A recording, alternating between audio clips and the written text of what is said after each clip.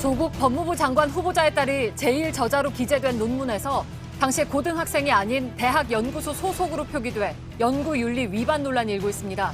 여기에 더해서 조 후보자의 딸이 당시 연구소 소속도 아니었다는 사실도 드러났습니다.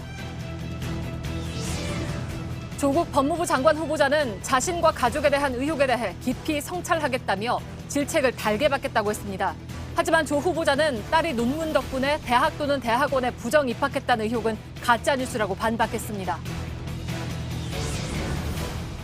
한일 군사정보보호협정 지소미아의 연장 여부를 결정해야 하는 시한이 오는 24일로 사흘 앞으로 다가왔습니다. 청와대는 내일 NSC 상임위 회의를 열어 최종 결론을 내린 뒤 이를 문 대통령에게 보고하겠다는 계획입니다.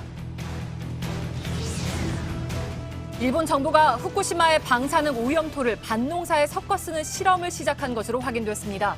도쿄올림픽을 앞두고 오염된 흙을 치울 곳이 마땅치 않자 재활용에 나선 겁니다.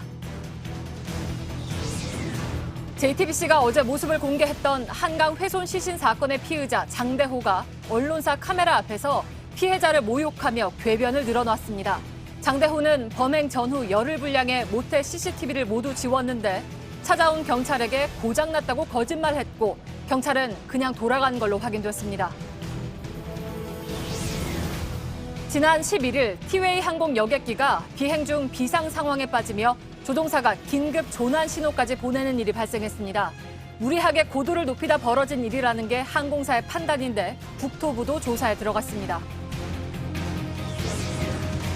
11살 학생이 담임 교사의 지속적인 폭언으로 학대를 당했다며 극단적인 선택까지 시도했던 걸로 취재 결과 드러났습니다. 법원은 정서적 학대 행위가 인정된다며 벌금형을 내렸는데 교사는 정식 재판을 청구했습니다. 개발 제한 구역이라고 표시된 땅에 차 여러 대가 주차돼 있습니다. 인근에 있는 카페에서 주차장으로 쓰고 있는 건데요. 오늘 밀착 카메라는 개발 제한 구역, 즉 그린벨트 토지 사용을 둘러싸고 벌어지는 다양한 갈등 현장을 담았습니다.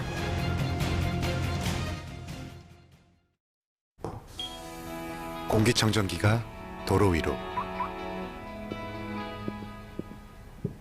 내일을 바꾸는 현대수소 전기차. 예, 시청자 여러분, JTBC 뉴스룸을 시작하겠습니다. 조국 법무부 장관 후보자의 딸이 제1저자로 참여한 논문을 둘러싸고 연구윤리 위반 논란이 커지고 있습니다. 해당 논문에 당시 고등학생 신분이 아닌 대학 연구소 소속으로 표기돼 있어서인데 논문을 총괄한 교수는 JTBC 취재진에게 고등학생이라고 밝히면 논문을 싣는데 어려움이 있을 것 같았다고 말했습니다. 그런데 오늘 전해드릴 소식은 후보자의 딸이 당시 연구소 소속이 아니었다는 내용도 있습니다. 학회 측에서는 논문을 철회해야 한다는 주장도 나오고 있습니다. 강희연 기자의 보도입니다. 2009년 대한병리학회가 발행한 해당 논문엔 조 후보자의 딸의 소속이 의대 연구소로 적혀 있습니다. 당시 고등학교 2학년이었는데 의도적으로 신분을 숨긴 것 아니냐는 의문이 나왔습니다. 논문을 총괄한 장영표 단국대 의대 교수는 JTBC와의 통화에서 이런 의혹을 사실상 인정했습니다. 말하자면 이제 아무래도 고등학교 학생이었다는 게 들어가면은 이제 그 논문을 실는데 조금 더 어려움이 있을 것 같고. 네. 유학을 가는 것으로 알고 도와줬다는 겁니다. 그러나 조 후보자의 딸은 고려대 환경생태공학부에 입학했습니다. 입시 과정에서 이 논문에 참여한 경험을 자기소개서에 밝히기도 했습니다.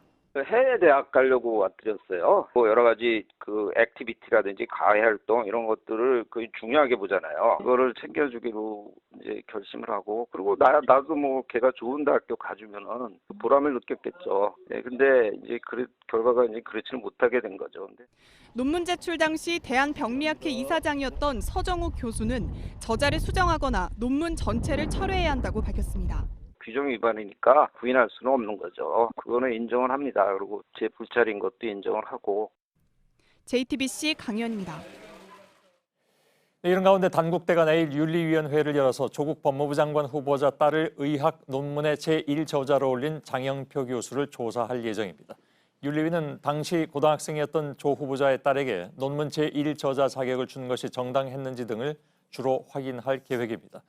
교육부는 학교의 조사 결과가 나오면 대응 방침을 정하겠다고 밝혔습니다. 조국 후보자 검증을 둘러싼 여야의 공방은 더욱더 거세지고 있습니다. 한국당은 연일 새로운 의혹을 제기하면서 지명 철회를 요구했고 민주당은 가짜뉴스 청문회라면서 맞섰습니다. 여야는 아직 청문회 일정도 잡지 못했습니다. 유한울 기자입니다. 한국당은 문재인 대통령에게 조국 후보자 지명을 철회하라고 요구했습니다. 조국 후보자는 검찰을 지휘할 사람이 아니라 검찰의 수사를 받아야 할 사람입니다.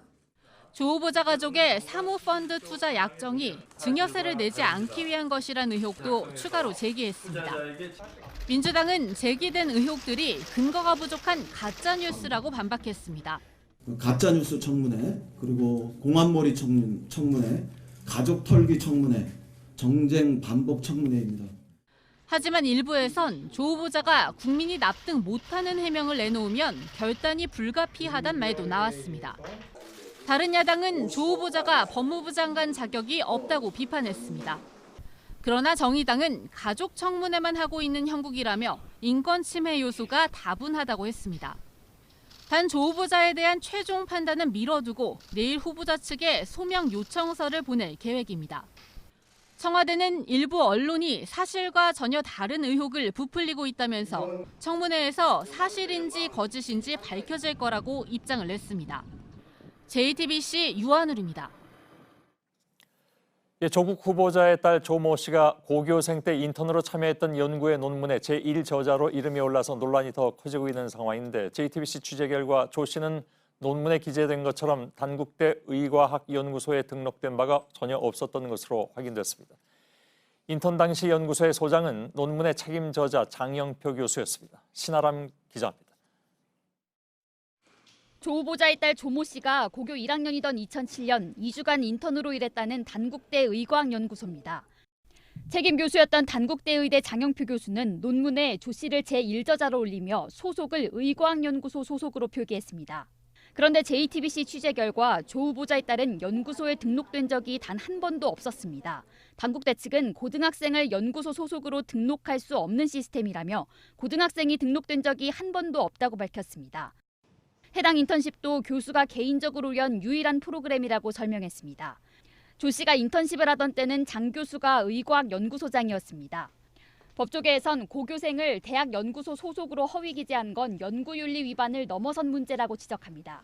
고교생이 제1저자였다면 더 엄격했을 병리학회의 논문 심사를 연구소 연구원으로 허위 기재해 방해했다는 겁니다. 한편 조 씨가 2010년 입학한 고려대학교도 오늘 입장을 내놨습니다. 해당 논문이 입학에 영향을 줬을 것이란 의혹이 커지자 조사에 나서겠다고 밝혔습니다. 고려대는 학교 규정에 따라 5년이 지난 자료는 모두 폐기한 상황이라며 나중에 서면과 출석 조사에 따라 중대한 하자가 있다면 입학 취소 처리가 될 수 있다고 밝혔습니다. JTBC 신아람입니다. 이런 가운데 조국 후보자는 부정 입학 의혹이 명백한 가짜 뉴스라고 반박했습니다. 비판과 검증을 달게 받겠지만 절차적 불법은 없었다고 강조했습니다. 이도성 기자입니다. 저와 제 가족에 대한 비판과 검증 겸허히 받아들입니다. 조국 법무부 장관 후보자가 가족과 관련해 직접 입장을 밝힌 건 오늘이 처음입니다. 부족한 점을 꼼꼼하게 챙기지 못했다면서도 사실과 다르거나 지나친 공세엔 적극 나서겠다는 입장을 분명히 밝혔습니다. 제 딸이 문제 논문 덕분에 대학 또는 대학원에 부정 입학했다는 의혹은 명백한 가짜뉴스입니다. 딸을 중심으로 의혹이 확산되고 있는 것을 두곤 법을 어긴 적이 없다고도 강조했습니다. 특혜라는 부분은 인정하십니까? 법적으로 어떤 하자가 없다는 점은 이미 보도자를 통해서 밝힌 바 있고요. 조 후보자의 딸이 공주대에서 인턴을 하고 국제학회 발표 요약문에 저자로 등록된 사실이 추가로 확인됐지만 조 후보자 측은 학회에 참가해 영어로 직접 발표했기 때문이라고 해명했습니다. JTBC 이도성입니다. 오늘도 조국 후보자를 둘러싼 여러 가지 의혹과 반박이 계속됐습니다. 일부에서는 후보자 측의 해명이 사실과 다르다는 얘기까지 나오고 있는데 정확한 내용은 무엇인지 짚어보도록 하죠. 한민영 기자가 나와 있습니다. 한 기자, 일단 조 후보자의 딸 논문 논란, 이게 이제 대학 입시에 도움이 됐다 아니다 이걸로 이제 크게 번졌습니다. 이런 공방인데 후보자 측의 반박이 사실과 다르다는 얘기도 나왔다면서요? 네, 후보자 측의 딸이 의학 전문 논문에 제1저자로 등록이 돼 있고 결국 이를 통해서 고려대에 입학한 건 아니냐 이런 의혹이 어제 나왔습니다. 예. 어제 후보자 측은 딸이 지원한 세계선도 인재 전형엔 여러 실적 등을 종합평가하는 그런 평가 방법 내용이 없다고 반박했습니다. 예. 논문은 평가 반영이 안 된다라는 취지로 이해가 될 수 있는데요. 하지만 실제 대학 당시 모집 요강을 살펴보면 세계선도 인재 전형도 별도 제출한 모든 서류를 종합평가한다 이렇게 돼 있습니다. 예. 때문에 후보자 측의 어제 반박이 거짓 해명이다라는 주장이 제기가 되고 있는 예. 겁니다. 그럼 일단 후보자 측의 반박은 그럼 뭡니까? 예, 일단 후보자 측은 다른 전형과의 차이를 설명한 것이지 서류, 그러니까 뭐 논문이나 아니면 자기소개서를 냈다 안 냈다 이 사실관계를 얘기한 것이 아니었다라는 입장입니다. 예. 문구상으로 보면 후보자 측 해명이 거짓말은 아니지만 오해할 수 있는 소지가 많아서 부실한 해명이었다 이런 지적이 많이 나오고 있습니다. 예. 그럼 실제로 논문이 대학 입시에 반영이 되는 거는 뭐 확인이 됩니까? 아니면 그게 아직 안 됩니까? 조 후보자 딸이 2010학년도 고려대 입학 전형 당시는 자기소개서를 보면 단국대학교 의료원 의과학연구소에서의 인턴십 성과로 나의 이름이 논문에 오르게 됐다 이렇게 쓰여 있습니다. 예. 또 당시 제출한 학생생활 기록부도 좀 보시죠. 보시면 교회 체험학습 상황란에 당시의 인턴십 과정이 표현이 돼 있습니다. 2007년 7월 23일부터 8월 3일까지 14일간인데요. 단국대 의과대학 소아청소년 과학교실에서 유전자 구조와 복제 과정에 대한 이론 강의 습득 등 학습을 했다. 이렇게 쓰여 있습니다. 예.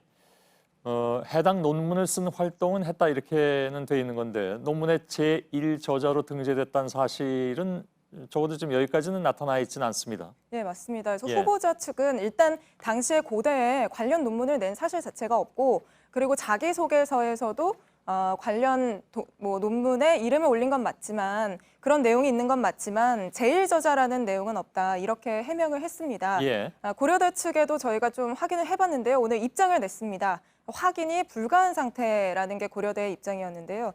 고려대 규정에 따라서 5년이 지난 자료는 모두 폐기하도록 돼 있어서 2010학년도였으니까 2015년에 폐기했다는 겁니다. 예. 의학 관련 인턴십을 했고 이를 바탕으로 논문을 썼다는 사실 자체는 자기소개서에 써있기 때문에 입시에 영향을 줬을 수 있습니다. 다만 제1저자를 언급했느냐 아니면 하지 않았느냐는 물증으로는 확인할 수 없는 상황입니다. 예. 하지만 일반적인 경우 자기소개서에 쓴 내용은 증빙할 수 있게끔 서류도 같이 내는 만큼 오늘 민주당 법사위 기자간담회에서도 많은 기자들이 자기소개서에 썼는데 증빙할 수 있는 서류, 그러니까 뭐 논문의 원본 이런 걸 안 냈다는 거냐 이런 취지의 질문이 나오기도 했습니다. 예. 그러나 뭐 고대 측에서는 그거는 지금 알 수 없는 일이라고 얘기를 하고 있는 상황이고 예. 일단 후보자 측에서는 언급은 안 했다고 하는 것이 이제 지금까지의 해명인데 네. 모집 요강은 그럼 어떻게 됩니까? 네, 모집 요강을 한번 설명해 드리겠습니다. 예. 조 후보자 딸이 합격한 세계선도 인재 전형은 1단계 어학 40%, 학생생활기록부 60%, 또 2단계는 1단계 성적의 면접 30%를 더해서 합격이 결정이 됩니다. 예. 생활기록부에 인턴십 참여했다고 적었고 또 저희가 입시 전문가들에게 수차례 물어보니 2단계 면접은 자기소개서를 기반으로 진행이 된다고 합니다. 예. 그래서 이 과정에서 제1저자로 논문을 썼다고 언급했을 가능성도 배제할 수는 없는 상황입니다. 특히 예. 당시 논문을 지도했던 교수도 입시에 도움을 주기 위해서 제1저자로 등재했다고 한 만큼 더욱 그런 이야기가 나오고 있습니다. 예. 그리고 어제 사모펀드의 투자 약정과 관련해서 후보자 측의 해명이 틀렸다고 보도한 바 있는데 추가로 반박이 나왔죠. 네, 맞습니다. 후보자 측은 투자 약정 규모를 채우지 않았다는 지적에 계약상 추가 납입 의무가 없다고 해명을 했고 어제 정관에는 납입 의무를 불이행하면 연 15%의 지연이자를 지급해야 한다 이렇게 적혀 있다고 보도를 했습니다. 예. 후보자 측이 추가로 반박을 했는데 페널티가 부여되는 출자금은 운용사가 요구하는 출자 요청 금액을 지칭하는 것인데 여석 6개월 동안 운용사로부터 출자 요청이 없어서 정관에 의하더라도 후보자, 배우자는 출자 이행 의무가 모두 면제됐다. 이렇게 주장을 했습니다. 시한이 6개월이고 6개월이 지나면 그런 페널티는 면한다 이런 것이 정관상에 있다 그런 얘기인가요? 예, 그런 취지입니다. 예, 예. 그래서 정관상 이 부분은 맞는데요. 그런데 이 경우는 펀드는 그렇다면 왜 원래 계획보다 훨씬 못 미치는 투자를 받고도 출자 요청을 하지 않았느냐 뭐 이런 의문은 제기되고 있습니다. 예, 알겠습니다. 여기까지 하죠. 한민영 기자였습니다. 예, 한일 군사정보보호협정, 즉 지소미아를 연장할 것인지 파기할 것인지 시한이 지금 사흘 앞으로 다가와 있습니다. 그런데 청와대는 내일 NSC 상임위를 열어서 최종 결론을 내린다는 방침입니다. 그러니까 오늘이 사실상 D-1인 셈이죠. 청와대를 연결하겠습니다. 심수미 기자가 나가 있습니다. 자, 지소미아 연장이냐 파기냐 어떻게 가닥이 잡혔는지 취재가 됐습니까? 네, 현재로서는 지소미아를 연장할 가능성이 조금 더 높아 보입니다. 문재인 대통령은 지난주 광복절 경축사에서도 일본이 대화와 협력의 길로 나온다면 기꺼이 손을 잡겠다고 했는데요. 지난주부터 대화로 풀어보자는 흐름이 강한 상황에서 다시 지소미아를 파기할 경우 한일 관계의 긴장은 크게 높아질 수밖에 없기 때문입니다. 미국이 지소미아의 유지를 원한다는 메시지를 계속 내고 있는 상황에서 한일 갈등을 한미 관계로 확대하는 것도 부담입니다.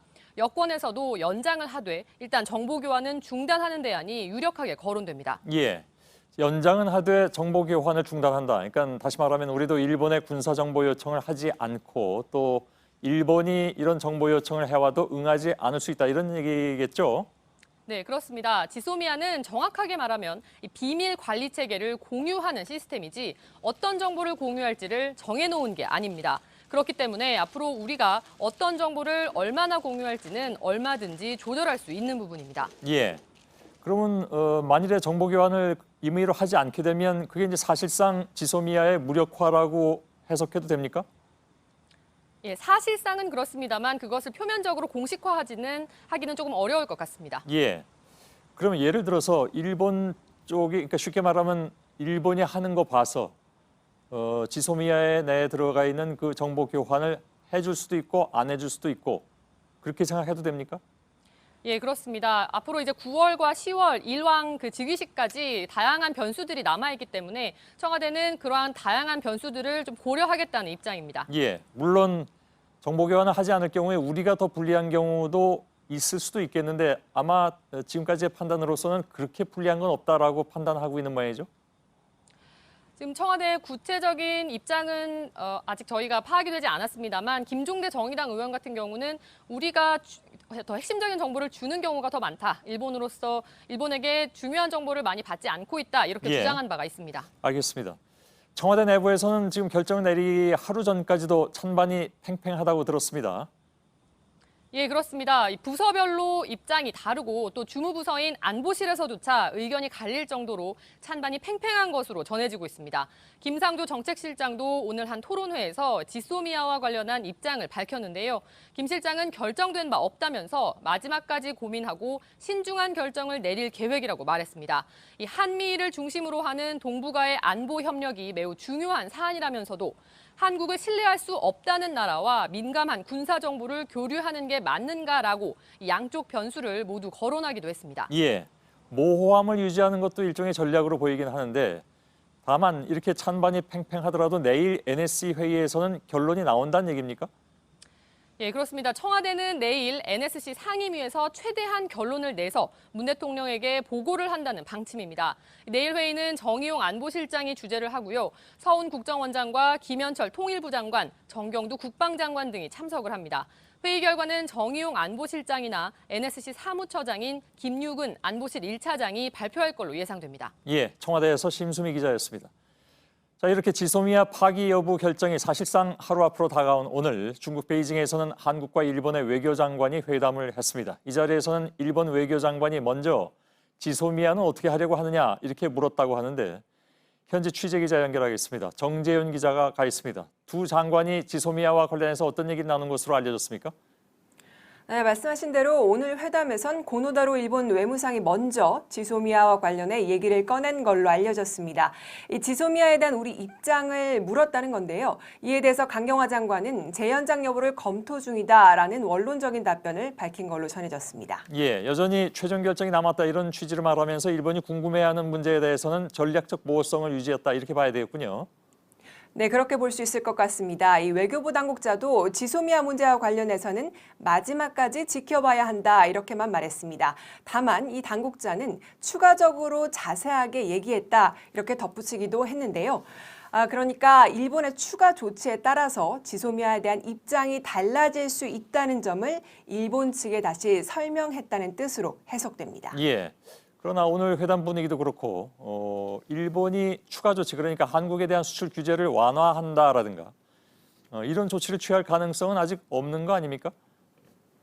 네, 그래서 오늘 외교장관 회담이 내일 있을 지소미아 관련 우리 정부 결정에도 영향을 좀 줄 수 있을 걸로 보입니다.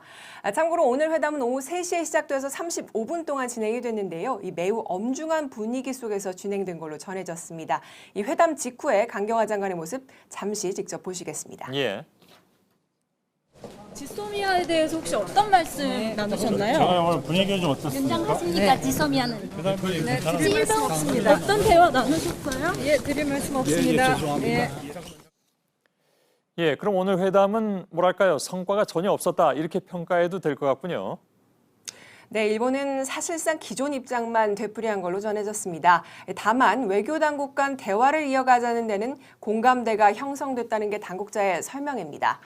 외교부 당국자는 이번 회담은 한일 외교 당국 간 대화를 복원시켰다는 데 그 자체에 의미가 있다면서 수출 규제 당국 간 대화를 복원하는 게 키포인트라고 말했습니다. 예, 베이징에서 정재윤 기자였습니다. 그럼 지소미아의 연장 또는 파기 그 결정에 따라서 한국과 일본 그리고 미국은 어떤 손익계산서를 받아보게 되는지 취재 기자와 좀 짧게라도 따져보도록 하겠습니다. 김선미 기자가 나와 있습니다. 먼저 지소미아 연장을 강하게 주장해온 일본의 경우 그쪽의 입장을 좀 정리를 해보죠. 네, 일본이 그동안 연장을 주장해왔던 것은 지소미아가 파기되면 손해가 더 크기 때문입니다. 예. 일단 북한에 대한 정보력 중에서 인적 정보 네트워크인 이른바 휴민트가 많이 약하기 때문에 이 북한 군사 정보가 제한될 수밖에 없습니다. 예. 게다가 전문가들은 주일미군이 철수하는 계기가 될까 봐 우려하는 측면도 있다. 이렇게 보고 있습니다. 예, 그건 무슨 얘기죠? 네, 미일 안보 조약에는 극동 지역의 평화를 위해서 일본 내에 미군을 주둔시킬 수 있다. 이런 내용이 있습니다. 예. 하지만 지소미아가 파기되면 이 극동 지역의 평화, 그러니까 북한이나 중국을 견제하기 위해서 이 주일미군의 역할이 줄어들 수밖에 없다는 겁니다. 예. 결국 철수로 이어질 수 있다는 걱정입니다. 다만 이 파기가 되더라도 일본 입장에서는 이 파기를 원하지 않았던 미국을 향해서 할 말이 많아지기 때문에 외교력이 강화된다는 반사 이익을 누릴 여지도 있습니다. 예, 주일미군의 철수를 걱정한다는 건 좀 지레 걱정하는 듯한 느낌도 들긴 드는데 아무튼 알겠습니다. 지금 김 기자도 말했지만 사실 미국 입장에서는 손익계산서를 따지고 말 것도 없이 이게 꼭 필요하다고 보는 건 틀림이 없잖아요. 네, 맞습니다. 사실 미국은 한국과도 정보를 공유하고 있고 각종 이 위성 정보가 풍부하기 때문에 이 정보 측면에서는 손해를 볼 것이 없습니다. 예. 하지만 미국의 최대 관심사인 중국을 견제한다라는 측면에서는 이 지소미아라는 상징이 훼손된다 이렇게 여길 수 있다는 겁니다. 예. 이 스콧 스나이더 미 외교협회 연구원은 실제로 지소미아라는 상징은 한일 동맹국이 미국과 같은 편에 있다는 점을 보여주기 때문에 중요하다 이렇게 의미를 부여했습니다. 예. 자, 그럼 일본은 연장이 되면 당연히 좋고 또 파기돼도 반사이익이 아예 없는 것은 아니다 이렇게 정리가 된다고 치고요. 미국의 입장은 연장으로 확고한 것 같고 문제는 이런 걸 모두 고려해야 하는 한국의 입장이죠. 네, 맞습니다. 사실 우리가 지소미아 파기 카드를 꺼냈던 것은 일본의 수출 규제에 대해 미국의 중재를 끌어내기 위해서였습니다. 예. 따라서 협정 파기를 거론하거나 또 실행을 하면서 앞으로 일본과의 협상에서 계속 지렛대를 쓸 수 있다는 측면이 있습니다. 다만 이 경우 미국의 재계 압박이 이어질 전망입니다. 예. 자, 그럼 연장을 했을 때는 어떻게 분석이 가능합니까?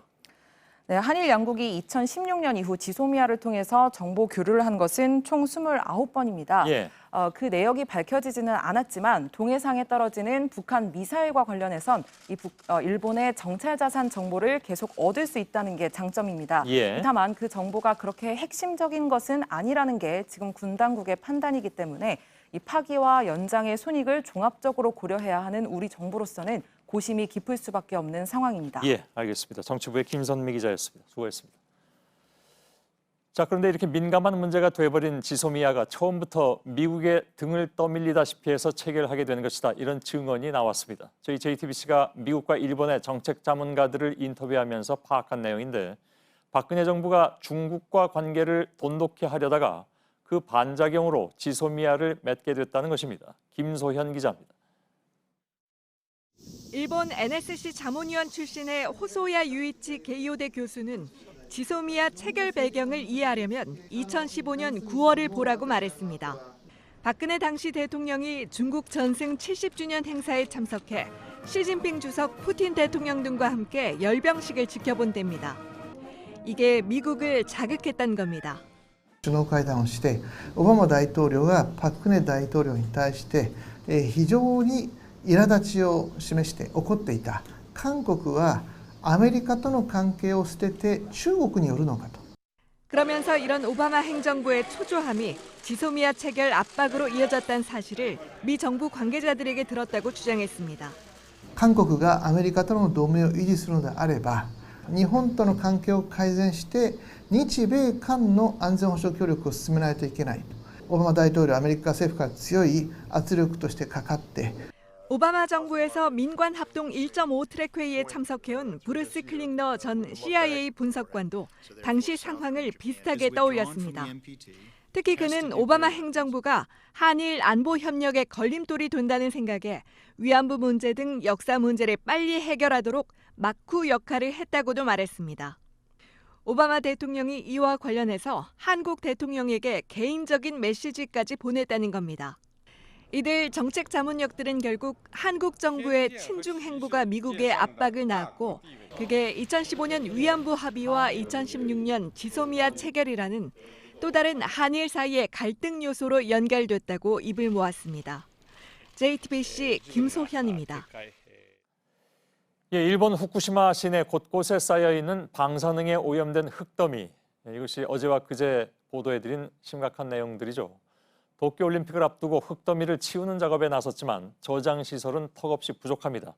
이렇게 되니까 일본 정부는 최근에 이 오염토를 밭에 섞어서 농사를 짓는 재활용 실험을 시작한 것으로 확인됐습니다.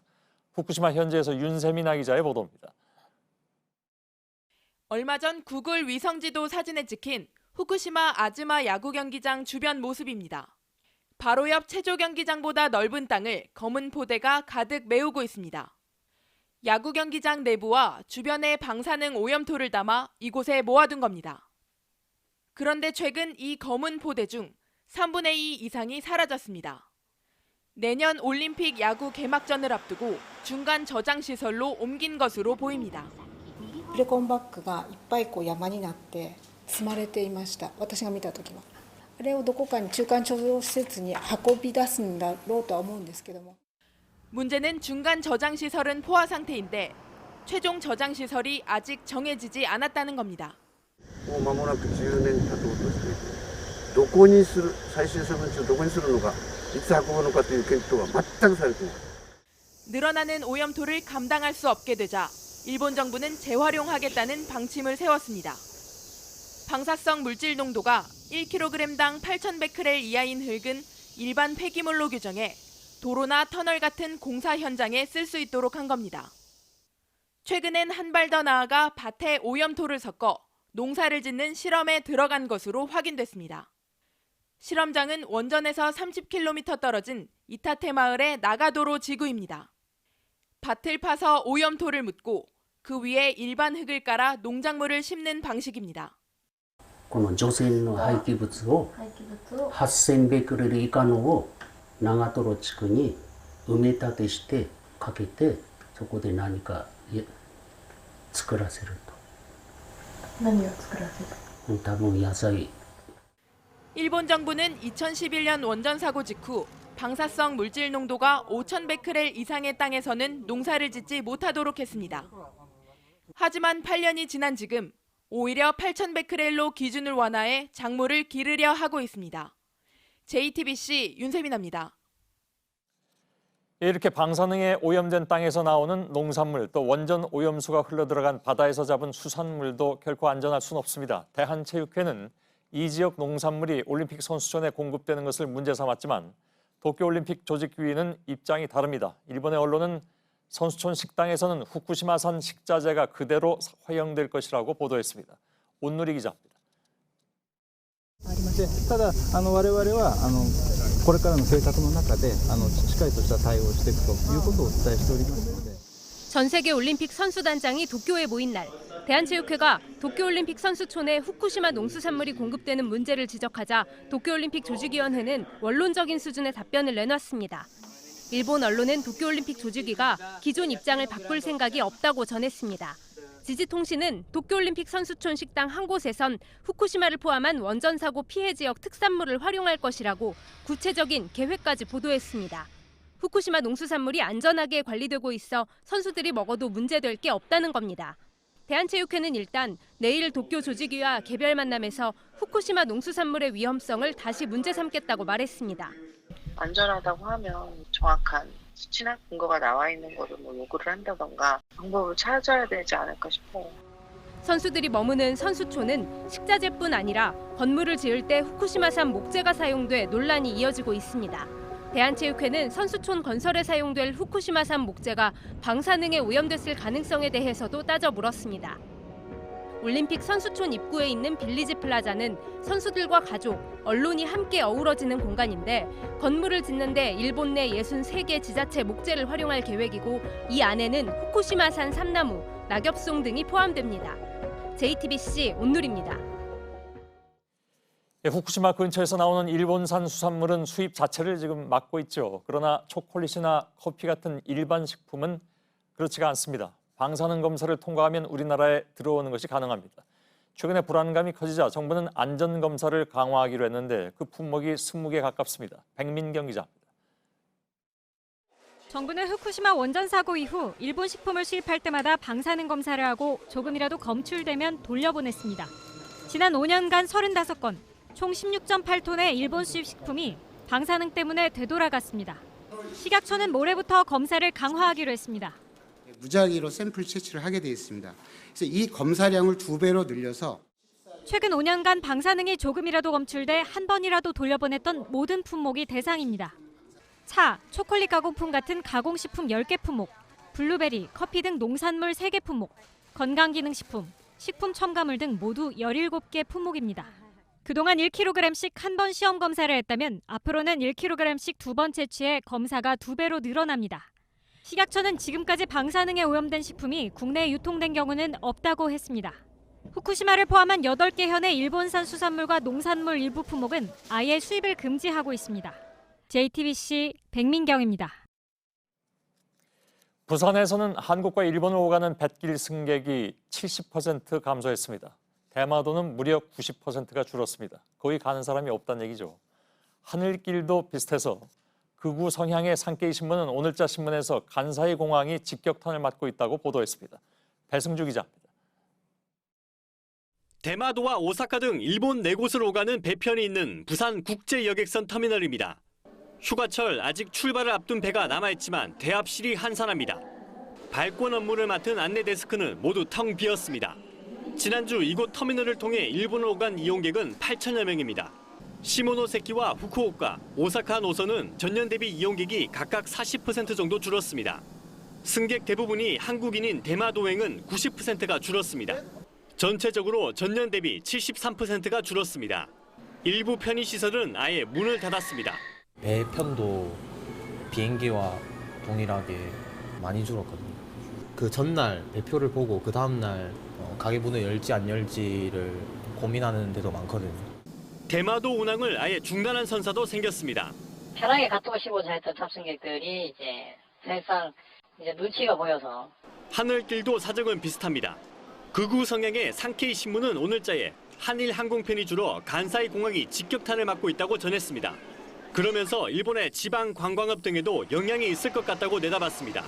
JTBC 배승주입니다. 어제 뉴스룸은 문화체육관광부의 현직 고위 공무원이 친일하는 것이 애국이다 이런 글을 여러 차례 올려서 징계위에 회부됐다는 사실을 보도했습니다. 이 문제가 오늘 국회에서도 논란이 됐습니다. 홍지용 기자입니다. JTBC 보도로 알려진 문화체육관광부 한모 국장의 친일 막말 논란이 국회로 이어졌습니다. 지금은 친일하는 게 애국이다. 개인 페이스북인 모양인데 이런 보도가 있었는데 이게 사실입니까? 네, 방금 말씀하신 것은 이제 어제 아마 방송에 나온 것이고요. 국민을 모욕하는 듯한 표현을 거리낌 없이 한 데 대해 박양호 문체부 장관에 대한 질타가 이어졌습니다. 아니 근데 어떻게 이런 분이 그 고위공무원단까지 올라갈 수가 있어요? 예. 혹시 또 다른 분도 이런 비슷한 분들이 있습니까? 제가 알기로는 저는 아주 제가 알기로는 저희 부처에서는 이제 없습니다. 지난 2016년 막말 논란을 일으킨 교육부 공무원 사례도 언급됐습니다. 교육부 나향욱 정책기획관 발언 알고 계시죠? 한두 번도 아니고 반복적으로 이런 행위를 하고 있단 말이죠.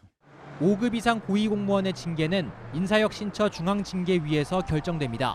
문체부는 문제가 된 한모 국장에 대한 징계를 요청했고 인사혁신처는 10월 초 징계 수위를 정할 예정입니다.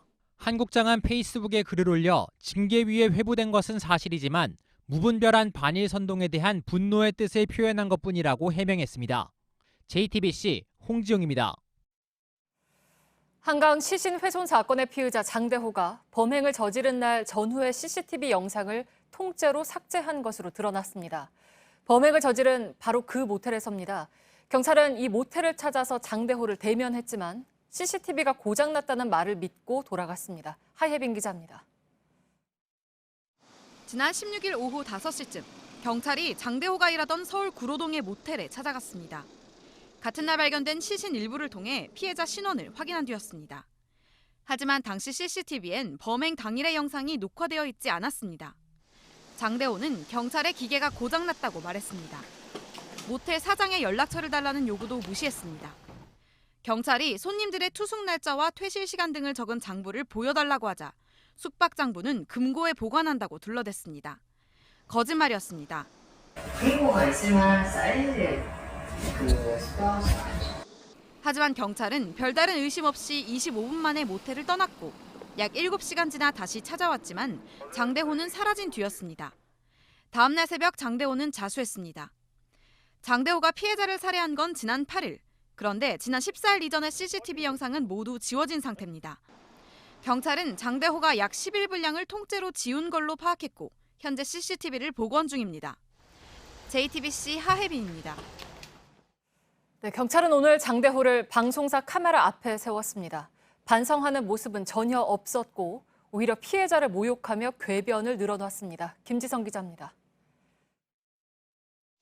장대호는 굳은 표정이었지만 고개는 숙이지 않았습니다. 신상 공개 결정 하루 만에 카메라 앞에 섰습니다.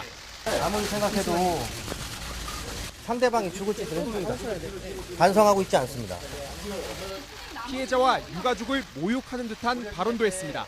이번 사건은 흉악범이 양아치를 죽인 사건입니다. 나쁜 놈을 죽인 사건이에요. 죄책감이 없다고 말했습니다. 유족들한테 미안하지 않으세요? 전혀 미안하지 않습니다. 갑자기 역사 이야기를 꺼내며 궤변도 늘어났습니다. 김부식의 아들이 정중부의 수염을 태운 정중부는 그 원한을 잊지 않고 있다가 무신정변을 일으킨 그 당일날 잡아 죽였습니다. 장대호는 보강 조사를 받기 위해 유치장이 있는 일산 동부경찰서에서 고양경찰서로 이송됐습니다. 프로파일링을 진행한 경찰은 장 씨가 분노 조절 장애를 가졌을 가능성이 높다고 보고 있습니다. JTBC 김지성입니다. 오늘 새벽 한 50대 남성이 서울 광화문 광장 세종대왕상에 화염병을 던져 현행범으로 체포됐습니다. 소송에서 진 뒤 억울함을 표현하려 했다는데 다행히 큰 피해는 없었습니다. 범행 당시 영상을 김세현 기자가 보도합니다. 불 꺼진 세종문화회관이 보입니다. 갑자기 화면 아래쪽으로 새빨간 불길이입니다. 화면이 흔들리고 세종대왕상이 잠시 보이는가 싶더니 유리병 깨지는 소리와 함께 불길이 크게 일어납니다. 곧바로 소화기의 모습이 보이고 불은 곧 꺼집니다. 52살 김모 씨가 오늘 새벽 4시쯤 불을 지르는 모습을 직접 찍은 영상입니다. 가방을 들고 광장 주변을 서성이던 김 씨는 들고 있던 화염병에 불을 붙인 뒤 이곳 세종대왕 아래쪽에 던졌습니다. 광화문 광장에 근무하던 경찰은 곧바로 불을 끄고 김 씨를 공용 물건 손상 혐의로 현행범 체포했습니다. 세종대왕상 아래쪽이 불에 약간 그을렸지만 큰 피해는 없었습니다. 경찰은 김 씨가 지인 빚보증 문제로 소송에서 진 뒤 억울한 마음에 범행을 했다고 밝혔습니다. 경찰 조사 후 현장에 다시 나타난 김 씨도 광화문 광장에서 줄곧 1인 시위를 해왔다며 억울함을 호소했습니다. 제 친구가 제 거 인감도장하고 도용을 해갖고 마치 제가 그 보증을 쓴 것처럼. 김 씨는 정치적 동기는 없고 혼자서 범행을 저질렀다고 했습니다.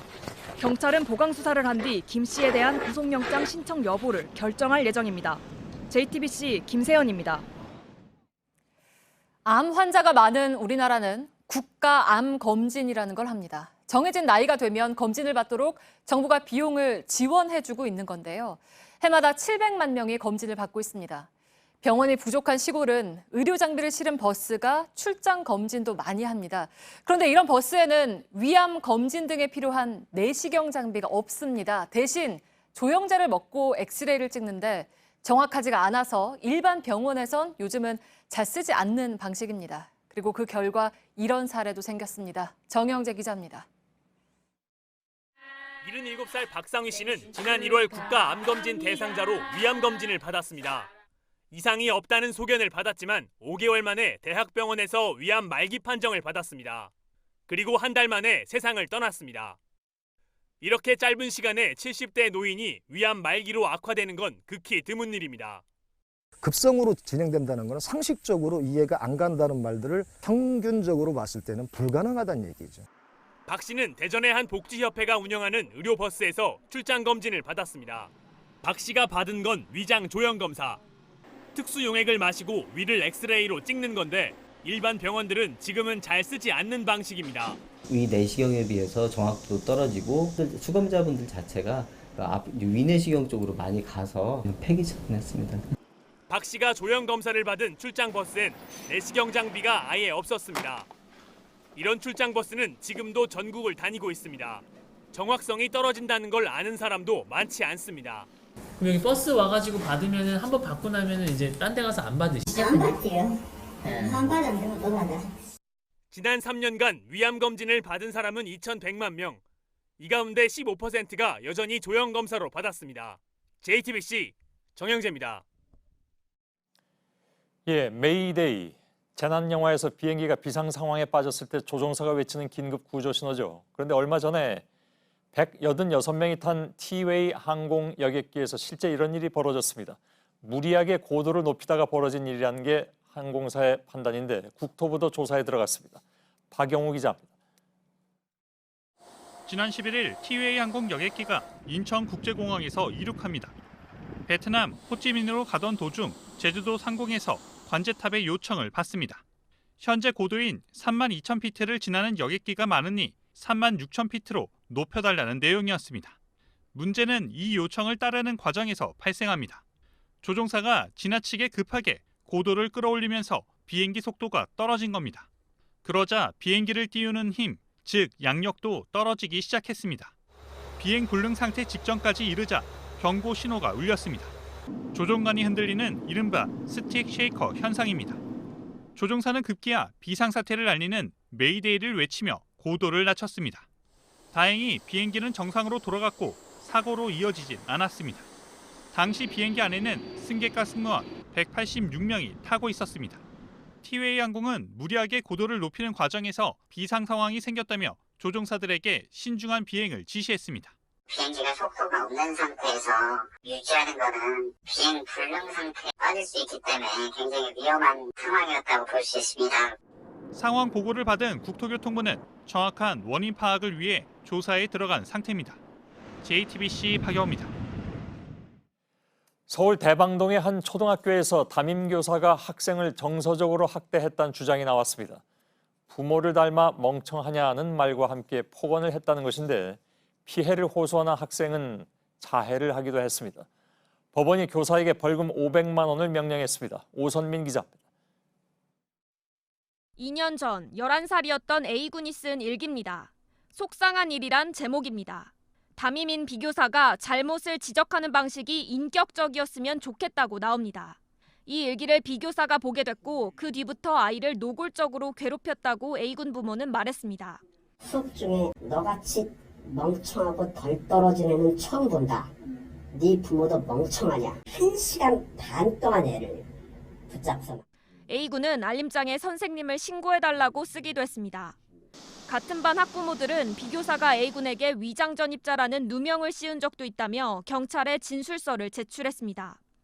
A군을 교실 앞으로 불러내 모 아파트에 사는 게 맞냐며 아이들 앞에서 다그쳤단 겁니다. 반 애들한테 선생님 말이 맞다고 생각하는 사람 손 들어봐. A군 아버지는 그날 밤 아이가 샤프 펜슬로 목에 자해를 했다고 주장했습니다. 비명을 지르면서 깨어나서 죽고 싶다고 구글 검색어에 자살이라는 단어가 나와. A군 부모는 아동학대 혐의로 B교사를 경찰에 고소했습니다. 법원은 정서적 학대 행위라며 벌금 500만 원과 아동학대 치료 프로그램 40시간을 약식 명령했습니다. 수업 시간에 답변을 잘하지 못한다는 이유로 폭언을 했고 확인되지 않은 사실로 공개적으로 모욕을 줬다고 판단했습니다. B교사는 법원의 명령에 불복하며 정식 재판을 청구했습니다. JTBC 오선민입니다. 이처럼 학생에게 물리적인 폭력뿐만이 아니라 정서적인 모욕도 법원은 학대로 인정합니다. 저희가 이 사건의 당사자 측이기도 한 학교와 해당 교사의 입장도 들어봤습니다. 교사 사기가 떨어진다는 취지의 답이 돌아왔습니다. 이상엽 기자입니다. 이 사건에 대해 교사 B씨와 학교 측의 입장을 들어봤습니다. 먼저 B 교사는 폭언한 적이 없다고 했습니다. 근데 아무리 교권을 추락하고 잘못이 없는 걸 잘못했다고 할 수는 없잖아요. 제가 얼마나 딴 애들한테 고운말 바른말을 강조하는 사람인데. 판결문 내용도 모두 사실이 아니라고 했습니다. 세상에 어떤 이런 소설을 쓸 수가 있나 해서 깜짝 놀랐고 전혀 아니에요. 좀 비슷한 말도 안 했어요. 교권이 침해된다는 취지의 주장도 했습니다. 옛날에 학교에서 애가 선생님한테 혼나고 맨날 왔을 때 옛날 어머니들은 가서 교무실에 선생님한테 무릎을 꿇었어요. 왜? 선생님이 최고고 선생님 말이 옳다는 걸 애한테 보여주기 위해서 학교가 그 선생님에 대해서 어떤 징계 조치나 만약에 내린다 할 때 과연 다른 선생님들은 너무나 우울해지고 교육력도 상당히 낮춰질 거라는 생각을 하면서 학교 측은 피해 학생 부모에게 여러 차례 면담을 요청했다면서도 양측의 입장이 달라 개입하기 어렵다는 입장이었습니다. 교육청은 이후 재판 결과를 기다리겠다고 답했습니다. JTBC 이상엽입니다. 작년에 세 자녀와 함께 극단적인 선택을 했던 40대 부부의 사건이 있었습니다. 안타깝게도 아이들 중 한 명이 목숨을 잃었습니다. 부모가 모두 구속돼서 1심에서 실형을 선고받았었는데 오늘 법원이 남은 아이들을 올바르게 키워달라면서 어머니의 형량을 줄여 집행유예를 선고해 주었습니다. 공다솜 기자입니다. 새 아이를 둔 김모 씨 부부는 2017년 사업에 실패합니다. 1년 뒤 김 씨가 경찰 조사까지 받으며 형편이 어려워지자 부부는 극단적인 선택을 결심합니다. 아이들에게 수면제를 먹여 재운 뒤 함께 누워 연탄을 피웠습니다. 자다 깬 어머니 이 씨가 마음을 돌려 급히 신고했지만 한 아이가 목숨을 잃었습니다. 부부는 살인과 살인미수 혐의로 구속됐고 살아남은 아이들은 부모와 떨어져 지내야 했습니다. 1심 재판부는 세상을 제대로 살아보지도 못한 어린 자녀를 살해한 것은 어떤 이유로도 합리화될 수 없다며 두 사람 모두에게 실형을 선고했습니다. 김 씨와 이 씨에게 각각 징역 5년과 3년. 두 번째 재판을 담당한 서울고등법원은 지난 6월 부모 없이 수개월을 지낸 어린 아이들을 위해 어머니 이 씨를 보석으로 풀어줬습니다. 덕분에 아이들과 어머니의 관계가 서서히 회복됐고 오늘 법원은 이 씨에게 1심보다 형량을 줄여 징역 3년에 집행유예 5년을 선고했습니다. 재판부는 사건을 아픈 교훈으로 삼아 아이들을 올바르게 키워달라고 당부했고 선고 결과를 듣던 이 씨는 끝내 울음을 터뜨렸습니다. 다만 재판부는 아버지 김 씨에 대해선 속죄하는 시간이 되길 바란다며 1심 법원의 형량을 그대로 유지했습니다. JTBC 공다솜입니다. 복마감으로 투병 중이던 MBC 이용마 기자가 오늘 새벽에 향년 50세의 나이로 세상을 떠났습니다. 1996년 MBC에 입사한 고인은 2012년 공정방송을 요구하면서 170일 동안의 파업을 주도했다가 해고됐고 2017년에 복직했습니다. 해직 기간에 발견된 복막 중피종으로 치료를 받아온 이용마 기자는 최근까지 투병 생활을 이어왔습니다. MBC는 공영방송 정상화를 위해서 뜨겁게 싸웠던 고인을 기리기 위해서 장례를 사후장으로 치를 계획이라고 밝혔습니다. 한편 문재인 대통령은 이용마 기자의 치열했던 삶과 정신을 기억하겠다고 추모했습니다. 우리 반도체 기업들이 세계 선수권에서 밀려났습니다. 선두권에서 밀려났습니다. 삼성전자가 인텔에 밀려서 2위로 그리고 SK 하이닉스는 대만 업체에 따라잡혀서 4위로 주저앉았습니다. 일본의 수출 규제까지 겹치면서 앞날도 불투명한 상황입니다. 정부는 시스템 반도체 등 미래 먹거리에 4조 7천억 원을 투자하기로 했습니다. 이희정 기자입니다. 삼성전자가 세계 반도체 시장 2위로 밀려났습니다. 세계 3위이던 SK하이닉스는 대만 TSMC에 따라잡혔습니다. 올 상반기 반도체 시장은 지난해 상반기에 비해 20% 가까이 줄어들었습니다. 특히 삼성전자와 SK하이닉스, 마이크론은 매출이 30% 넘게 떨어졌습니다. 비메모리 반도체 수요가 늘고 메모리 반도체 가격은 크게 떨어졌기 때문입니다. 삼성이나 SK처럼 디램과 낸드 플래시를 주력으로 하는 기업이 더 크게 타격을 받은 겁니다. 시스템 반도체 분야 1위인 인텔의 경우는 매출이 2%밖에 줄지 않은 것과 대조됩니다. 우리 주력 사업인 반도체 부분의 부진은 9개월째 수출 감소로 나타났습니다. 일본이 반도체 핵심 소재 수출을 규제하면서 하반기도 전망이 불투명한 상황입니다. 정부는 오늘 경제활력대책회의를 열고 대책을 내놨습니다. 내년에 4조 7천억 원을 들여 미래 먹거리에 집중 투자합니다. 시스템 반도체, 바이오헬스, 미래자동차 등 주요 선도 사업을 서로 연결 융합하여 산업 생태계 전반의 혁신을 견인해 나가고자 합니다. 소재 장비 사업의 예비 타당성 조사를 면제해주는 등 규제도 풀 예정입니다. JTBC 이희정입니다. 예, 해마다 평균 10만 톤이 넘는 쓰레기가 바다에 버려진다고 하죠. 쓰레기 중에는 가구도 있다고 합니다. 양이 워낙 많다 보니까 처리가 만만치가 않습니다. 박상욱 기자가 쓰레기 수거 현장을 취재했습니다. 해양 쓰레기의 수거와 또 방제 작업에 쓰이는 청방선에 올랐습니다. 현재 저희는 포항 구항 안에 들어왔는데요. 과연 이 항구 안에 얼마나 많은 해양 쓰레기가 있을지 확인해 보겠습니다. 얼핏 깨끗해 보이지만 쓰레기가 하나둘씩 나타납니다. 나뭇가지와 쓰레기는 한데 엉켜 떠다닙니다. 플라스틱 병과 나무 상자, 스티로폼, 장화까지 컨베이어 벨트를 따라 줄줄이 2톤짜리 포대에 담깁니다. 쓰레기 수거 작업을 벌인 지 불과 30분이 지나지 않았는데요. 벌써 이 큰 포대는 가득 찼습니다. 톤백으로 한 20-30개씩 오글갑니다. 바닷속에 가라앉은 쓰레기를 치우기 위해선 크레인과 잠수부까지 동원됩니다. 울진 후포항에서 2주 동안 끌어올린 쓰레기들입니다. 지금 제 왼편에 있는 쓰레기들은 아직 분류 작업이 끝나지 않은 상태입니다. 쓰레기들의 종류를 한번 살펴보면 보시는 것처럼 이렇게 폐어망뿐만 아니라 폐타이어, 그리고 깨진 유리병까지 온갖 종류의 쓰레기가 이 후포항 밑바닥에 가라앉아 있었습니다. 악취를 내뿜는 쓰레기 더미를 뒤적여보면 바다에서 나왔다고 생각하기 어려운 것도 많습니다. 이제 가구, 폐건물, 그다음에 이제 통발. 그러면 가구 같은 경우는 그럼 누가 그냥 바다에 그냥 버리는 거죠. 가구를요? 크레인이 접근하기 어려운 곳엔 잠수부가 직접 물에 들어가 쓰레기를 건져 올립니다. 바닥은 온갖 쓰레기로 발 디딜 틈이 없습니다. 밧줄이나 통발처럼 가벼운 것부터 폐타이어에 닷, 큰 철판처럼 혼자선 들기 어려운 것까지 줄줄이 올라옵니다. 해마다 바다로 들어오는 쓰레기의 양은 수거량의 1.5배 수준입니다. 육지 쓰레기의 유입을 최대한 줄이고 무엇보다 쓰레기를 버리는 선박에 대한 엄격한 단속이 필요합니다. JTBC 박상욱입니다.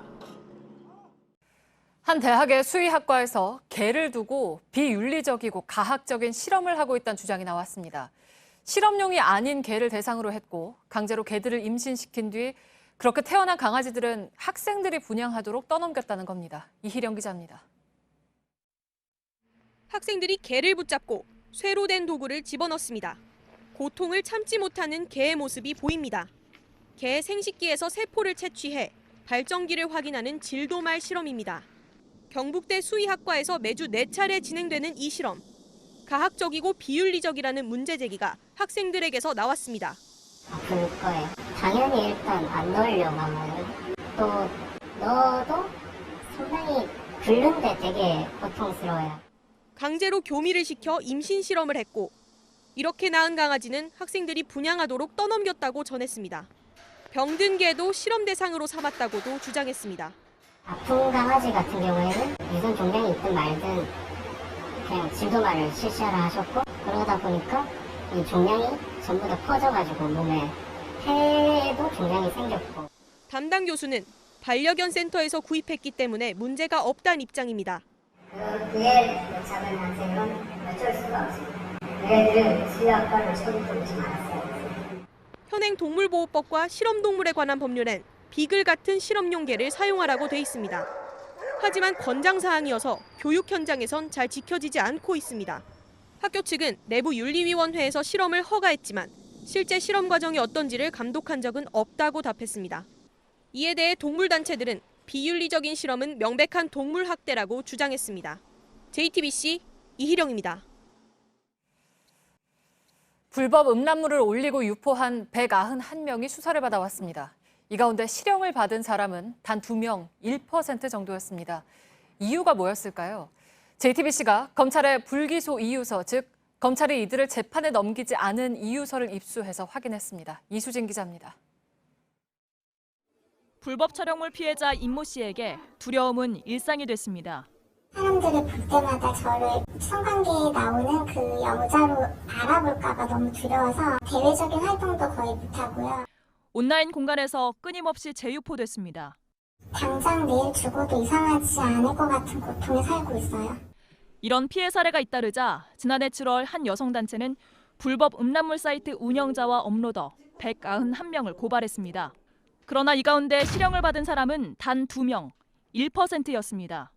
검찰이 기소하지 않은 이유를 확인해봤습니다. 초범이어서, 반성하는 모습을 보여서, 유포로 얻은 경제적 이익이 적어서 등이었습니다. 디지털 성폭력 처벌법이 강화되고는 있지만 여전히 허점이 많다는 게 전문가들의 지적입니다. 가해자가 불법인 줄 몰랐다고 발뺌하면 쉽게 법망을 빠져나갈 수 있다는 겁니다. 이 처분 결과가 과연 정말로 엄중하게 처분이 되고 있는 것이라고 말할 수 있는가, 피해 사례는 얼마나 많이 존재하는데 과연 적절한 수준의 처벌이라고 할 수 있는가. 피해자의 씻을 수 없는 상처와 수사기관의 법적 판단, 그 괴리는 여전히 큽니다. JTBC 이수진입니다. 초코우유 한 팩과 빵 한 봉지 가운데 어디에 설탕이 더 많이 들었을까요? 언뜻 생각하기에 초코우유 같지만 빵입니다. 특히 일본산 빵의 당류 함량이 높았습니다. 배양진 기자입니다.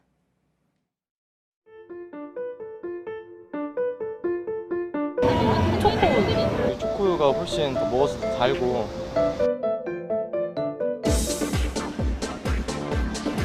빵이 더 많네요. 예상하셨나요? 아니 저희는 우유가 높을 줄 알았는데.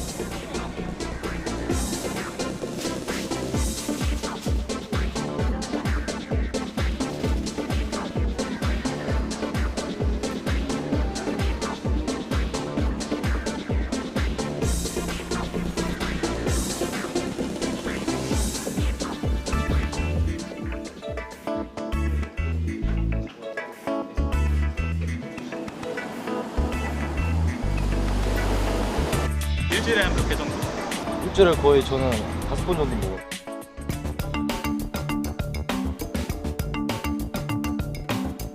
그나마 덜 들어있는 빵을 선택해야겠다. 바게트 위주로.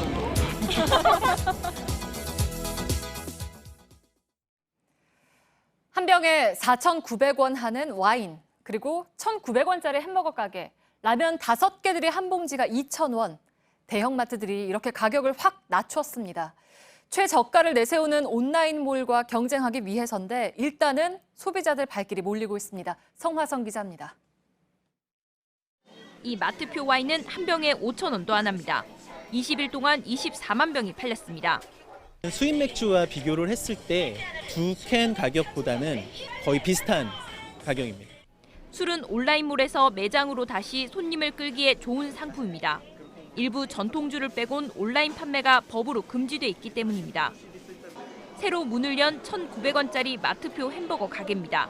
점심시간이 지났는데도 가게 안은 빈자리를 찾기 어렵습니다.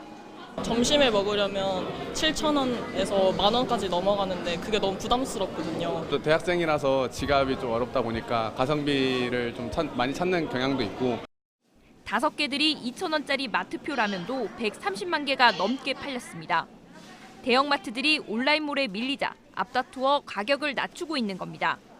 업계 1위 이마트도 처음으로 분기 적자를 냈습니다. 올 2분기 영업 손실이 299억 원입니다. 당분간 마트와 온라인몰의 최저가 경쟁은 계속될 것으로 보입니다. JTBC 성화선입니다. 학교나 복지시설 같은 공공장소에서 목마를 때 종종 식수대를 찾게 되죠. 믿고 마셨는데 경기도의 일부 식수대에선 세균과 중금속, 대장균이 나왔습니다. 주로 지하수를 끌어다 쓰는 곳들이 문제였습니다. 김도훈 기자입니다. 실험실 책상 위에 수질 검사용 물통들이 가득 놓여 있습니다. 경기도 어린이집과 학교, 노인복지관 등 공공시설에서 가져온 먹는 물 시료입니다. 경기도가 식수대물을 지하수에서 끌어 쓰는 공공시설 207곳에 대해 수질 검사를 했더니 110곳은 수질이 기준 이하였습니다.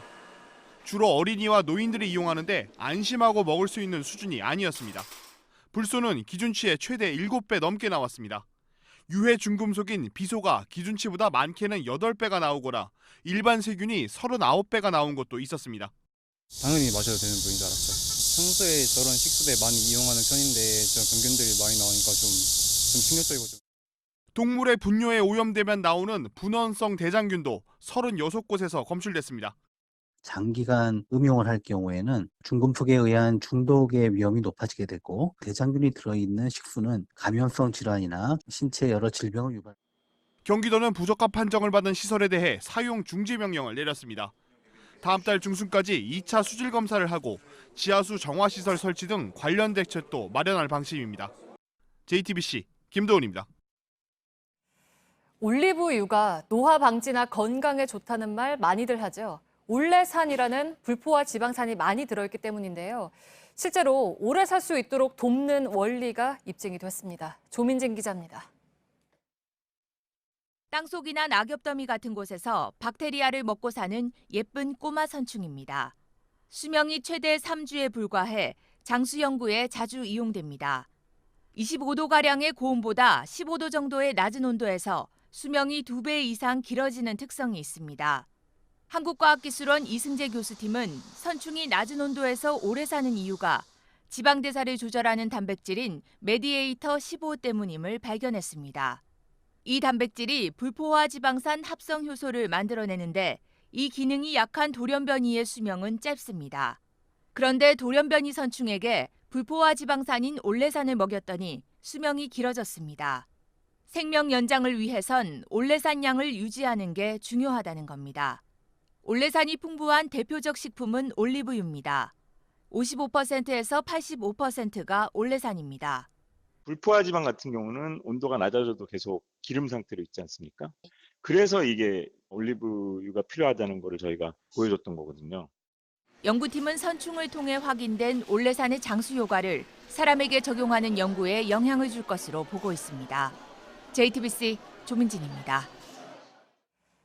지난 5월 멸종 위기종인 황조롱이 등이 발견돼 공사를 잠시 멈췄던 제주 비자림에서 천연 기념물인 원앙이 번식하고 있는 것으로 확인됐습니다. 비자림로 시민 모니터링단이 최근 공사 구간 안에 있는 천미천에서 수컷 원앙과 새끼 원앙 4마리를 잇따라 확인한 데 이어서 문화재청도 어미와 새끼로 보이는 원앙을 추가로 발견했습니다. 저소득 근로자에게 6개월마다 근로장려금을 주는 제도가 올해 처음으로 시행됩니다. 지금까진 올해 소득을 근거로 내년 9월에 주는 시기였는데요. 올해부턴 상반기 소득을 토대로 1년치 근로장려금을 지급합니다. 국세청은 대상자 155만 명에게 안내문을 보냈습니다. 방탄소년단의 소속사 빅히트 엔터테인먼트가 올 상반기 앨범 판매와 공연 등을 통해서 2,001억 원의 돈을 벌어들인 것으로 나타났습니다. 방시혁 대표는 오늘 회사 설명회를 열어 올 상반기에 이미 지난해 연간 매출과 맞먹는 수준의 실적을 거두었다고 발표했습니다. 내년에는 방탄소년단 7명의 이야기를 담은 드라마도 만들겠다고 했습니다. 서울 4대문 안에 녹색 교통 지역에 진입한 차량 가운데 과태료 부과 대상인 배출가스 5등급 차량이 하루 평균 3천여 대에 달하는 것으로 분석됐습니다. 서울시는 미세먼지를 해결하기 위해서 종로구와 중구 15개 동을 녹색 교통 지역으로 정해서 지난달부터 배출가스 5등급 차량 운행을 제한하고 있습니다. 서울시는 시범 운영을 거쳐 오는 12월부터는 위반 차량에 과태료 25만 원을 부과할 계획입니다. 네, 도쿄올림픽을 테스트하는 대회에서 선수가 열사병에 걸리고 또 바다의 대장균 수치가 높아서 일부 종목이 취소되기도 했죠. 더운 날씨 때문에 선수의 건강이 위협받는 도쿄올림픽, 우려가 커지자 국제올림픽위원회 IOC가 나섰습니다. 뜨거운 물로 목욕하면서 도쿄의 날씨에 대비하라. 예방 지침서는 적응하는 데 초점이 맞춰져 있습니다. 권근영 기자입니다. 도쿄에 새로 문을 연 하키 경기장에 뜨거운 햇살이 내리쬐입니다. 물을 뿌리며 열기를 식혀보지만 효과는 미미합니다. 3パターンで試しています。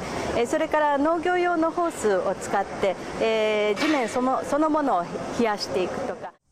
오전 11시에 이미 섭씨 37도를 넘어선 경기장. 선수들도 고통스러워합니다. Yeah, it was really hot weather and I think every player was really tired getting very quickly. 이런 더위가 계속되자 국제올림픽위원회 IOC는 도쿄올림픽 1년을 앞두고 더위를 이겨내라라는 지침서를 내놓았습니다. 선수들에게 경기 2주 전부터 도쿄와 비슷한 고온 다습한 조건에 적응할 것을 권했습니다. 기온을 40도로 맞춘 실내 운동장에서 매일 1시간 반씩 훈련하는 건 물론 40도 넘는 뜨거운 물로 목욕하거나 70에서 90도 온도의 사우나를 이용하는 것도 유용한 방법이라고 했습니다. 올림픽 유치전에서 일본은 7, 8월의 도쿄는 맑고 온난해, 선수들이 최상의 기량을 발휘할 수 있는 이상적 기후라고 홍보했습니다. 그러나 무더위는 도쿄올림픽을 테스트하는 대회에서도 어떻게 손쓰기 힘든 무서운 변수가 됐습니다. JTBC 권근영입니다.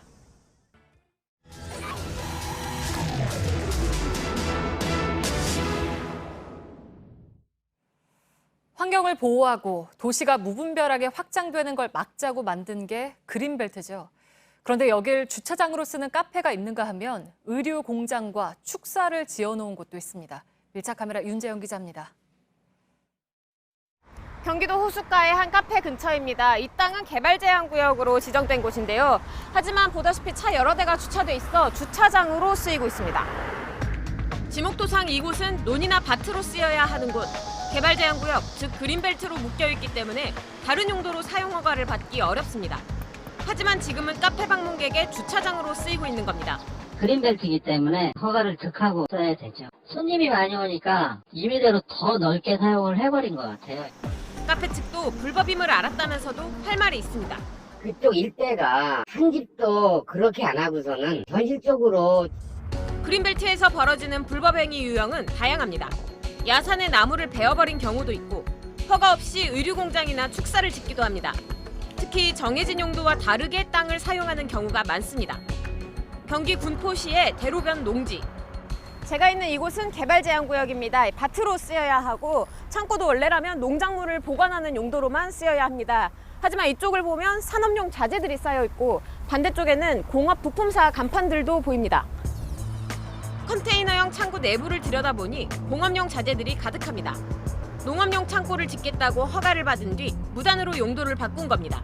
수익이 안 맞는 것 같아요. 농업용은 안 하고 임대업이라든지 유통업 그런 걸 하는 것 같더라고요.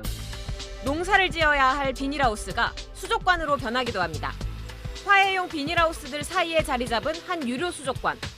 내부엔 흙이 물고기와 나무들이 가득해 평일에도 관광객이 많습니다. 구청은 최근 이 수족관을 불법 용도 변경으로 적발했습니다. 비닐하우스의 범주를 완전히 벗어나는 거죠. 채소 버섯잼의 원예, 이거에 해당하는 내용 자체가 아예 없는. 하지만 땅을 임대받은 사업자는 규제가 심하다는 입장. 경정하지 않으면 하지 말라는 거 자체가. 인근의 또 다른 그린벨트 지역, 기계 돌아가는 소리가 큽니다. 무허가로 파지 압축장을 차린 겁니다. 그린벨트에 허가가 나기 어려운 곳이지만 사업주는 불만을 토로합니다. 이 사람아 이사 월급도 5천만 원씩 때리니 살겠어요? 그린벨트 지역에 주택을 세운 사람도 있습니다. 군포시 한 산속 깊이 들어오니 컨테이너형 창고와 비닐하우스 형태의 집이 있습니다. 이곳에 집을 짓거나 농사 목적이 아닌 창고를 세우는 것은 불법입니다. 하지만 군뱅이 농사를 짓기 위해 창고를 지었고 농사에 필요해서 집을 지었다고 해명합니다. 이 하이하는 하우스 이런 거는 불법이라고 주거 목적은 아니다. 여기 안에다가 이제 집을 지으려고 이거는 헐고 속상하기도 하고. 2017년 서울과 경기도의 그린벨트 내 불법행위 적발 건수는 약 2,100건. 계속해서 증가하는 추세입니다. 하지만 그린벨트의 취지를 무색하게 하는 현장은 여전히 많아 보입니다. 밀착 카메라 윤재영입니다.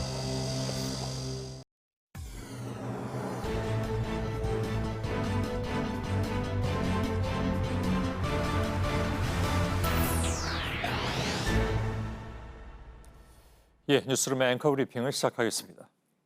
자욱한 유독가스는 낮은 곳에서 시작돼서 점차 높은 곳으로 올라갔습니다. 일상대로 흘러가던 도시에서 벌어진 의문의 가스 테러. 재난의 한가운데에 놓인 두 청년은 살아남기 위한 처절한 달리기를 시작합니다. 단순한 오락 영화인 줄 알았는데 메시지는 의외로 묵직했습니다. 그것을 알아본 관객들은 영화의 제목 뒤에 헬조선 탈출기라는 별칭을 붙여줬죠. 낡은 구도심에서 신시가지로 갈수록 아찔하게 올라가는 건물의 높이와 살기 위해서는 무조건 높은 곳을 향해 뛰어야 하는 영화의 줄거리는 계급이 높을수록 또 더 많이 가질수록 안전한 생존이 가능한 현실의 모습을 그대로 담아내고 있었으니까요. 안전수칙을 고스란히 다 지켜서 결국 사망했다는 청년에 대한 조사 결과는 물론이었고 지금 이 시간에도 수십 장, 아니 수백 장의 자기소개서를 쓰고 있는 취업 준비생들은 재난이란 지진이나 쓰나미, 유독가스가 아니라 갈수록 어려워지는 취업난과 사라진 계층 사다리, 그리고 견고해진 빈부격차, 즉 현실 그 자체라고 말하고 있었으니 관객들은 마냥 웃을 수만은 없었습니다.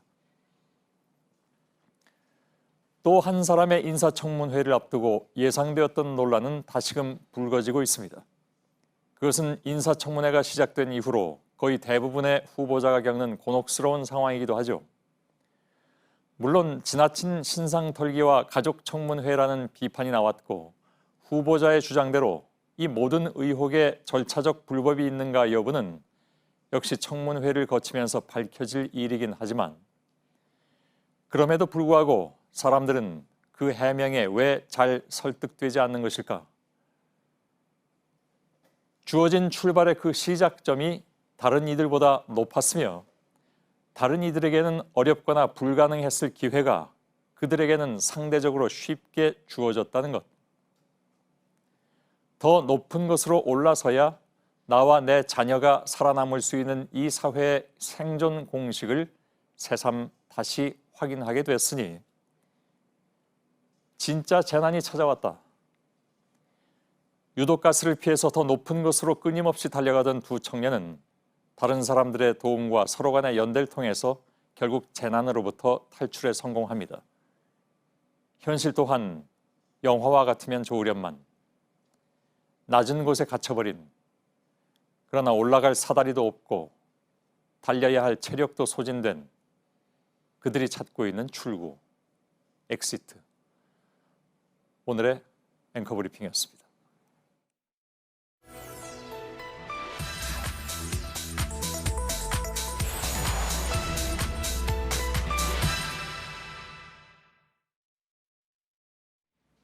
네, 팩트체크 이가혁 기자와 함께하겠습니다. 오늘 아침 박지원 의원이 라디오 방송에서 우리도 일본 천황이라고 부르는 게 원칙이라고 말했습니다. 네, 이 발언은 문 대통령이 오는 10월 일왕 즉위식에 참석을 하면 한일 관계 회복에 도움이 될 것이다. 이렇게 박 의원이 전망을 하면서 나온 발언인데 천황이라고 부르는 게 진짜 원칙이 맞냐 말들이 많았습니다. 네, 따져봤잖아요. 어떤가요? 원칙입니까? 네, 따져봤는데 외교상으로는 맞다고 볼 수가 있습니다. 네. 우리 정부가 공식적으로 일왕을 부를 때 천황이라는 호칭을 써왔습니다. 지난 5월 9일 문 대통령이 취임 2주년 특집 대담을 할 때 일본 새 천황의 즉위를 계기로 한일 관계가 더 발전했으면 좋겠다 이렇게 말한 바 있습니다. 또 그에 앞서서 나루히토 일왕에게 보낸 즉위 축전에도 천황이라는 용어를 썼습니다.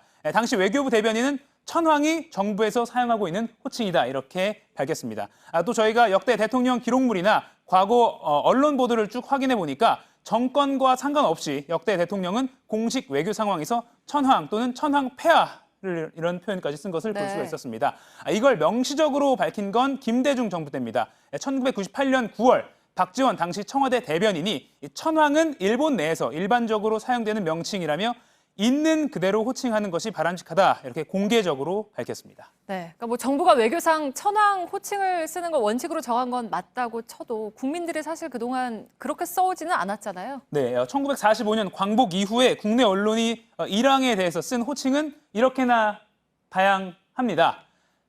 천황이라는 표현도 썼지만 그 외에도 일왕, 또 외왕, 또 외황, 일본 임금, 또 소위 천황 이렇게 다양하게 쓰였는데요. 일본 임금이나 또 소위 천황 이런 표현은 일제강점기를 막 벗어난 시기였고 또 실현되진 않았지만 당시만 해도 일왕이 전범재판에 넘겨질 것이라는 이런 전망도 나왔던 터라서 좀 조롱투로 표현한 것이라고도 볼 수 있습니다. 그 이후에 수십 년간은 호칭에 별다른 의미를 두지 않고 일본의 표현대로 대개 천황을 썼습니다. 그러다가 1989년 1월 히로히토 일왕이 숨을 거두면서 국내에서 보도량이 늘어났습니다. 또 그와 함께 천황이라는 호칭 대신 일왕을 언론에서 많이 쓰기 시작했습니다. 당시 일왕이 끝내 전쟁 책임을 지지 않고 세상을 떠났다는 이 국내의 평가가 나오면서 천황이라는 표현 대신 일왕 이걸 적극적으로 쓰기 시작했다는 분석이 있습니다. 참고로 논문, 학술지 또 단행본 같은 이런 학술 자료에서는 좀 다른 양상입니다. 2016년에 있었던 한 연구 결과에 따르면요. 천황이라고 쓴 비중이 80%가 넘습니다. 가장 많습니다. 학문적으로 천황제 같은 일본의 어떤 정치나 역사를 객관적으로 연구하는 목적에서는 있는 그대로 용어를 썼다고 볼 수가 있습니다. 네, 사실은 천황하면 아무래도 과거에 일본이 일으킨 전쟁 역사 그리고 지금까지도 반성하지 않고 있는 지금의 아베 정권이 떠오르지가 않을 수가 없잖아요. 네, 아베 정권 그리고 집권 자민당은 지금 평화 헌법을 고치려고 하고 있습니다. 어떤 내용이냐면 지금은 국가 상징 수준인 천황을 헌법상 국가 원수로 명시하려는 겁니다. 과거 패전 후에 상징적인 존재로만 남은 천황을 다시 국가 원수로 돌려놓으려는 것을 과거 군국주의를 부활하려는 것 아니냐 이렇게 일본 정권이 이렇게 하려는 것 아니냐라는 비판이 나옵니다. 우리 국민들이 천황이라는 호칭을 아무 비판 없이 받아들이기는 계속 어려운 상황입니다. 네, 팩트체크 이가혁 기자였습니다.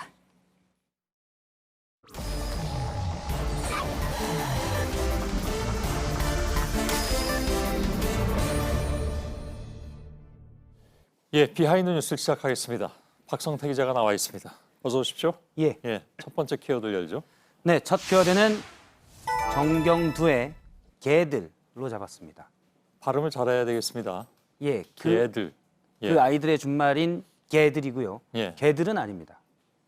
그건 압니다. 예. 계속하시죠. 예, 오늘 정경두 국방부 장관이 북한이 최근 연이은 막말 비난에 대해서 크게 신경 쓰지 않는다며 개들이라는 용어를 사용했습니다. 직접 들어보겠습니다. 북한에서 아주 저급하고 정말 천박한 그런 용어들을 쓰면서 이렇게 하고 있는데 일일이 대꾸할 가치조차 느끼지 못하고 있고요. 개들이 그렇게 얘기한다고. 예. 북한이 막말 비난을 한다고 해서 국방 태세가 약화되거나 그렇지 않다고 주장하는 와중에 나왔는데요. 공식적인 자리에서 적절한 표현이냐라는 부분은 차치하고 일단 최근에 북한의 연이은 미사일 발사 등에 대한 감정이 실린 단어 선택으로 보입니다. 특히 정경두 국방부 장관은 국회만 오면 야당 의원들로부터 북한에 너무 유화적인 것 아니냐라는 지적을 좀 받아왔습니다. 오늘도 한국당의 이주영 의원이 한미합동 군사연습의 규모를 강도를 낮춘 것은 북한의 눈치를 보는 것 아니냐라고 얘기하면서 저렇게 설전을 벌였는데요. 당시에 정 장관은 군을 왜 폄훼하냐라고 목소리를 높여서 대응을 하기도 했습니다. 이런 점도 강한 단어 선택에 영향을 미친 것으로 풀이됩니다. 굉장히 격앙된 그런 분위기인 것 같네요. 강한 표현을 써야만 제대로 대응하느냐, 그건 아닐 수도 있는데. 그렇습니다. 일단 좀 쓰는 단어가 좀 인상적이긴 합니다. 오늘 다른 인상적인 용어도 썼는데요. 북한과 우리나라의 관계를 맏형과 막내로 표현하기도 했습니다. 이에 대해서도 들어보겠습니다. 원래 맏형이 막내가 재롱 부리고 앙탈 친다고 같이 맞부딪혀서 그렇게 하지 않습니다. 북한의 막말 비난과 연이은 도발을 앙탈 친다라고 표현했는데 물론 이에 대해서 북한도 입장이 있을 수는 있겠지만 일단 정경두 장관은 북한의 여러 도발과 비난들을 어떤 하나의 액션, 제스처로 해석을 하고 일일이 대응할 필요는 없다라고 입장을 나타낸 겁니다. 알겠습니다. 두 번째 키워드 보죠. 두 번째 키워드는 협조 인원 7만 명으로 잡았습니다. 많은 숫자네요. 그렇습니다. 자유한국당이 오는 24일 그러니까 토요일 광화문에서 장외 집회를 엽니다. 당내에서도 불만이 나왔지만 지도부는 상당히 의욕적인데요. 각 지역 당협에 보낸 협조 공문을 확보를 했습니다. 눈에 띄는 대목들이 좀 있는데요. 바로 이 공문인데 원내 당협위원장, 그러니까 지역구를 맡으면서 국회의원인 사람은 400명 정도를 협조 인원한다. 한 사람당요? 그렇습니다. 그리고 원외, 현직 국회의원이 아닌 당협위원장은 300명 정도를 모아달라라면서 협조 인원이라고 표시를 했습니다. 예. 한국당의 국회의원이 100명이 좀 넘으니까 단순 계산을 하면 협조 인원대로 다 온다면 7만 명 정도가 광화문에 모일 수 있게 되는 겁니다. 그러네요. 예. 예.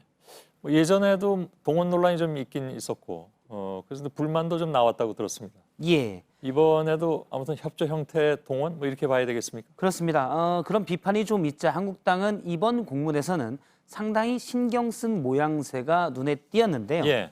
먼저 피켓을 어떻게 가지고 와라라고 공문에 예시까지 돼 있었는데 피켓의 왼쪽은 이렇게 하면 안 된답니다.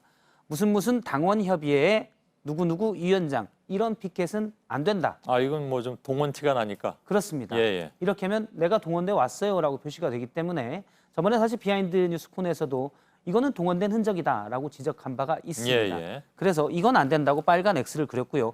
당원 오른쪽처럼 구호를 적고 그 밑에 기회가 되면 당원 협의회를 조그맣게 적어라. 예. 이렇게 예시를 보냈습니다. 뭐 아무튼 소속을 밝히라는 얘기로 들리기 때문에 예.